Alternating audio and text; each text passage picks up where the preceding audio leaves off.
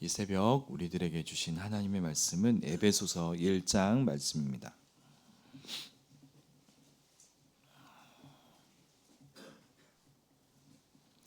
에베소서 1장 3절에서 6절까지 말씀을 우리 한 목소리로 천천히 읽어보도록 하겠습니다.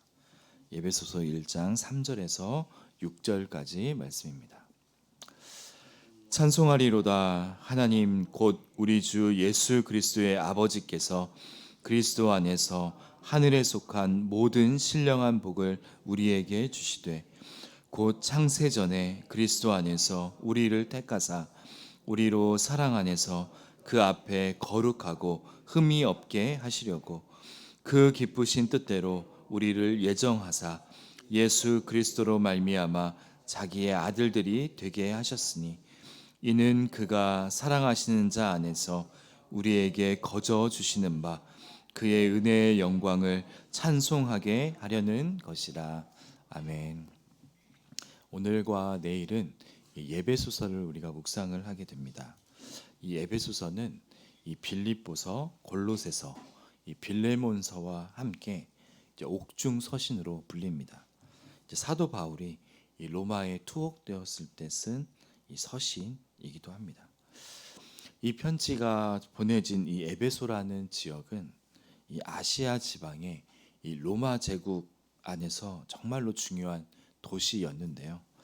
이 해상과 이 육상의 주요 무역로가 교차되면서 이 교통과 또 상업의 중심지였습니다. 또한 이 종교의 중심지이기도 했습니다. 특별히 이 황제를 숭배하기 위해서 바쳐진 이 신전이 여러 개가 있을 정도로 명성이 자자했던 곳이기도 합니다. 더욱이 풍요를 상징하는 이 고대 여신인 이 아데미 여신을 숭배하기 위한 신전이 있는 곳이기도 합니다. 이 정치와 경제 그리고 교통과 종교에 있어서 이 로마 제국 안에서 너무나도 중요했던 이 에베소에 바울은 2차 전도 여행을 하는 가운데요. 이 브리스길라와 아굴라를 만나서 그들에게 복음을 전하고 교회를 세웁니다.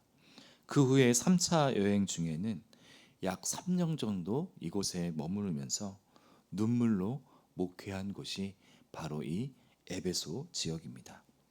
그러하기에 이 바울에게는 마음이 더욱 쓰였을 것 같습니다.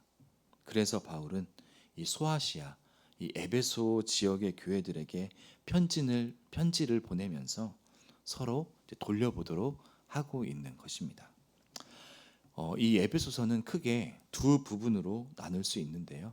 먼저 1장에서 3장까지는 이 그리스도 안에서 이루어진 이 하나님의 사랑에 대해서 교리적으로 다루고 있고, 이 후반부인 4장에서 6장까지는 이 하나님의 구원을 받은 사람들이 살아가는 그리스도 안에서의 새로운 삶에 대해 실천적인 차원에서 다루고 있습니다. 앞부분은 교리적인 차원이고요. 뒷부분은 실천적인 차원이죠. 이 바울 서신에서 이 대부분의 경우가 인사말이 끝난 뒤에 이제 수신자들에 대한 감사의 말이 나옵니다. 하지만 바울은요, 이 에베소서에서 이런 말을 생략하고 인사가 끝나자마자 우리가 함께 읽은 3절에서 가장 먼저 찬송하리로다라고 외치면서 찬양을 시작을 합니다. 특별히 오늘 본문이 속해 있는 이 1장 3절부터 14절까지는 찬양의 이유를 묘사하고 있는데요. 그것은 하나님의 영원한 예정과 그리스도의 구속 그리고 구원으로 이끄시는 성령의 인도하심으로 구성되어 있습니다.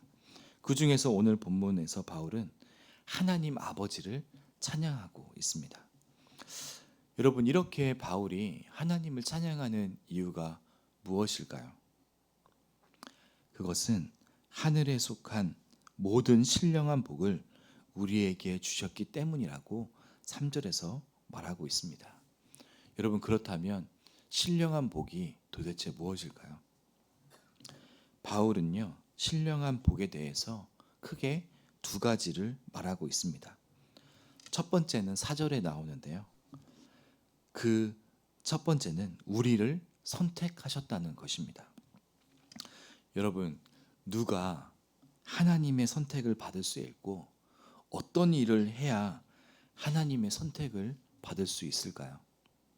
바울은 어떤 신분에도 그리고 어떤 행위에도 상관없이 우리가 선택을 받았기 때문에 그것이 복이라고 말하고 있습니다. 그것도 우리를 선택하신 것이 시간이 침범할 수 없는 창조 전에, 창세 전에 이루어진 것이고 그리스도가 동역하셔서 이루시면서 우리를 성결하게 하기 위한 것이라고 지금 말하고 있습니다. 또한 두 번째는요, 5절에 기록되어 있는데요. 우리를 예정하셨다고 말합니다. 우리를 당신의 자녀 삼으시기 위해서 예수 그리스도를 통해서 구원을 이루신 것을 기뻐하셨다고 지금 말하고 있는 것입니다. 그러므로 바울은 성부 하나님께서 우리를 택하시고 예정하신 것은 우리에게 거저 주신 은혜이기에 그 은혜를 베풀어 주신 하나님 아버지를, 성부 하나님을 찬양하고 있는 것입니다. 이 사도 바울이 찬양하는 이 모습을 묵상하면서 저의 모습을 한번 생각을 해봤습니다. 특별히 저의 입술에서 어떤 찬양을 요즘에 드리고 있는지를 생각해 보게 되었습니다. 이 사도 바울이 예수님을 만난 후에 그의 인생은요, 어떻게 보면 너무나도 험악하고 처절한 삶을 마지막 순간까지 살았던 것 같습니다. 지금 그는 감옥에 투옥된 그 상황 가운데 놓여져 있습니다. 그런데 자신이 갇혀 있는 상황인데도 불구하고 자유로운 상태에 있는 이 에베소 지역의 성도들에게 편지를 쓰면서 그의 가슴 가득히 품고 있는 것은요, 자신의 삶과 이 현실을 원망하는 것이 아니라 또한 자신의 삶에 매여서 위로가 필요한 것이 아니라 하나님이 어떠한 분이신가에 대한 찬양을 통해서 가장 먼저 하나님을 높여드리고 있다는 것입니다. 여러분, 그런데요, 저를 보니까 이 저의 입술을 통해서 물론 수많은 찬양들이 끊임없이 흘러나오지만 아쉽게도 하나님이 어떠한 분이신가에 대한 그러한 고백보다는 저의 삶을 위로받고 싶어하는 찬양이 더 많이 흘러나온다는 것을 다시금 알게 되었습니다. 그래서 위로하시고 치료하시는 이 하나님에 대한 이 찬양이 더 많이 고백되어지고 있다는 것이죠. 여러분, 물론 이것도 너무나도 귀한 고백이 될 수도 있겠지만 이 찬양의 많은 부분에서 이 현실에 매여서 찬양을 하고 있는 것은 아닐까. 우리가 고백되고 있는 그 찬양의 대부분들이 이런 찬양이 아닐까라는 생각이 들었습니다. 우리 사랑하는 우리 북문의 성도 여러분, 여러분은 지금 어떠한 찬양을 고백하고 계신가요?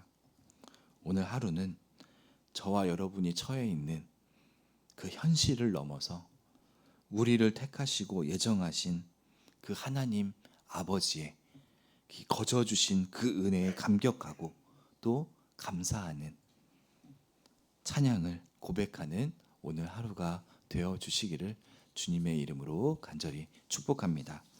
기도하겠습니다.